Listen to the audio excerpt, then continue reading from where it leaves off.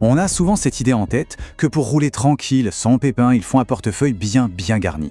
Que la paix de l'esprit au volant, c'est un luxe. Eh bien aujourd'hui, on va complètement démanteler ce mythe. Considérez-moi comme votre enquêteur. Ensemble, on va infiltrer les coulisses du marché de l'occasion pour dénicher de vraies perles rares. Des machines conçues pour durer, le tout sans faire exploser le compte en banque. Alors, attachez-vous bien, l'investigation commence maintenant. C'est la question qui hante tout le monde au moment d'acheter, surtout quand c'est une première voiture. On s'imagine tout de suite les factures de garage qui n'en finissent plus, les pannes surprises au pire moment possible. Bref, on se dit qu'une voiture d'occasion, c'est un peu comme jouer à la loterie. Mais est-ce que c'est vraiment le cas ? La vérité, en fait, c'est que le secret, il n'est pas dans le montant qu'on dépense. Non, le vrai pouvoir, c'est l'information. C'est de savoir quel modèle, quel moteur et surtout quelle version il faut éviter comme la peste. C'est ça la clé pour faire un achat malin et dormir sur ses deux oreilles. Alors, voici notre plan d'attaque. On va décortiquer le marché tranche par tranche de budget. D'abord, les coups sûrs pour les portefeuilles les plus serrés. Ensuite, on explorera le cœur du marché, là où se cachent les meilleures affaires. Puis, on verra comment investir intelligemment jusqu'à 10 000 €. Et à la fin, je vous livrerai le verdict de l'expert, les règles d'or et les techniques pour inspecter et négocier comme un pro.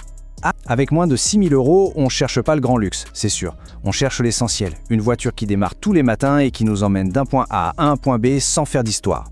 Voici les dossiers de nos premiers suspects, des valeurs sûres qui ont largement fait leurs preuves. Premier dossier sur la table, la Toyota Yaris 2. Son secret ? Elle ne cherche pas à impressionner, elle cherche à durer. Le moteur à viser, c'est le bloc essence VVTi. Pourquoi ? Un détail crucial, sa distribution se fait par une chaîne en métal et non une courroie en caoutchouc. La chaîne, elle, est faite pour durer toute la vie du moteur. Ça évite un remplacement qui coûte un bras. Par contre, attention, le diesel D4D, on l'évite. Ces injecteurs sont connus pour être capricieux et la réparation peut coûter aussi cher que la voiture elle-même. Ensuite, la Suzuki Swift 2. Il ne faut pas se fier à son apparence de petite citadine sage, c'est une vraie dure à cuire. Son moteur essence 1.3 litres, c'est un modèle de simplicité. Pas de turbo, donc moins de pièces compliquées et donc beaucoup moins de risques de panne coûteuse. Le piège à éviter. Un modèle qui a beaucoup de kilomètres, mais aucun carnet d'entretien. L'historique, c'est la pièce d'identité de la voiture. Sans les factures pour prouver les entretiens, on avance complètement à l'aveugle. Pour les budgets vraiment serrés, voici la Peugeot 206+. C'est la preuve qu'une voiture bien conçue peut rendre de fiers services pendant très longtemps. On va cibler le moteur essence 1.4 LTU 3, c'est une mécanique ultra éprouvée, facile à entretenir, le coût des pièces est ridicule et n'importe quel mécanicien de quartier sait travailler dessus les yeux fermés. Le point de vigilance, ce sont les diesels HDI, souvent vendus à des prix très bas parce qu'ils sont en fin de vie. Ici, on privilégie la simplicité de l'essence pour des coûts d'assurance et d'entretien vraiment minimes. Et enfin, la Renault Clio 3. Si on en voit partout sur les routes, ce n'est pas un hasard. C'est une voiture qui fait le job, tout simplement.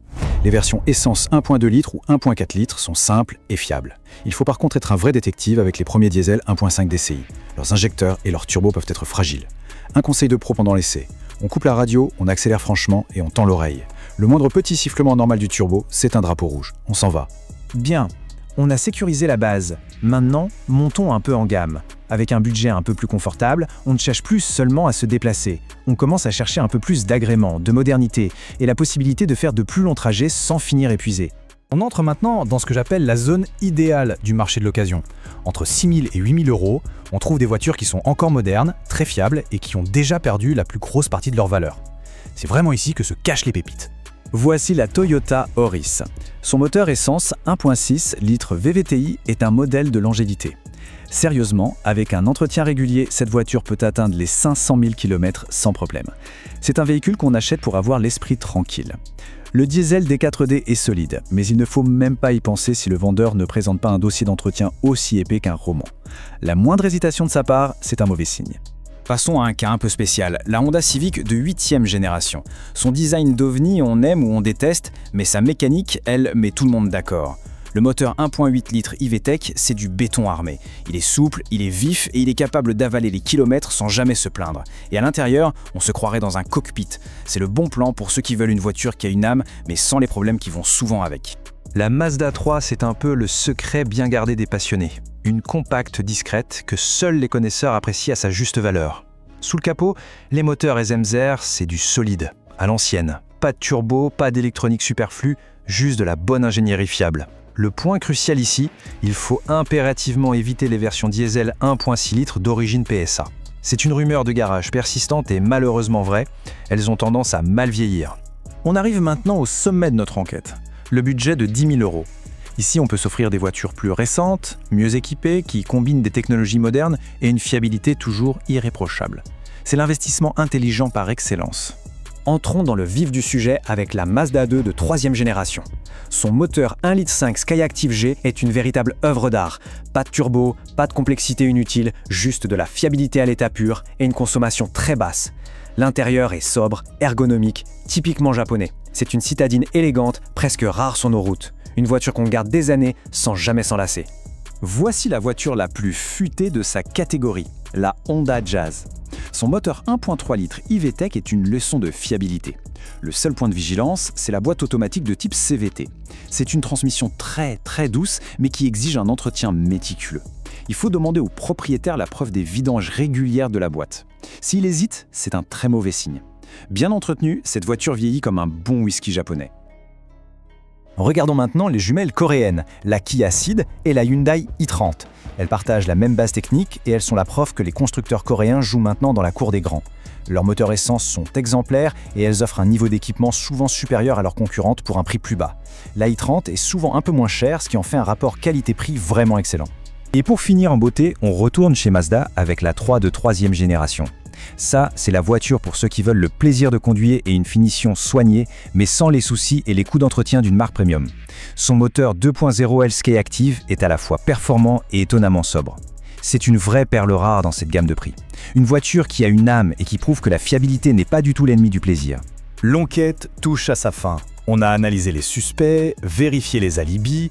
Il est temps de synthétiser toutes ces informations en un véritable manuel de l'acheteur averti, avec des techniques concrètes pour ne pas se faire avoir.